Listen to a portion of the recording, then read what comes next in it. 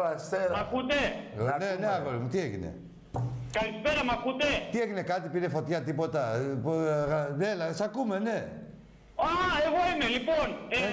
Νίκος από Θεσσαλονίκη, Αριανός. Έλα, Νίκο. Αριανός. Ναι, ρε, Νίκο, έλα. Αριανός είμαι, λοιπόν. Ναι. Αυτός ο προηγούμενος που πήρε δεν ήταν Αριανός, αληθινός. Εδώ θα έχω να σας πω κάποια πράγματα. Πες. Ο ΠΑΟΚ είναι ότι πιο συγχαμένο υπάρχει στην Ελλάδα. Μη βρίσεις μόνο. Πιο συγχαμένο υπάρχει. Δεν υπάρχει Αριανός που να μην μισεί ΠΑΟΚ.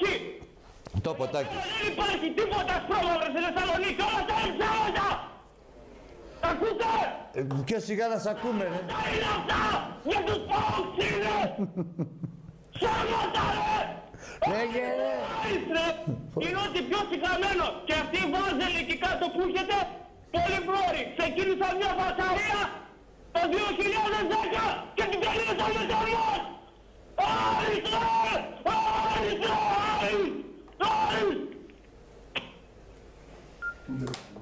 Πες και ένα καλή νύχτα που σε φιλοξενήσαμε τόση ώρα. Εγώ τον δικαιολογώ. Έχει δίκιο για τους παουτζίδες. Για όλους, αλλά τα έλεγε πολύ δυνατά και σαν να έχει γίνει κάτι. Δηλαδή, αυτό είναι... Εγώ πιστεύω ότι οι Αριανοί είναι σε καλύτερο επίπεδο από τους παουτζίδες, γενικά.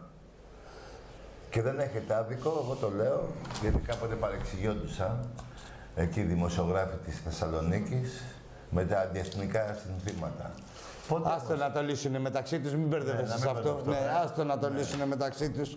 Θα βρούμε τον πελά μας τώρα. Πάντως, καλά τα είπε ο φίλος, δεν έχει άδικο. Λίγο δυνατά. Μια χαρά.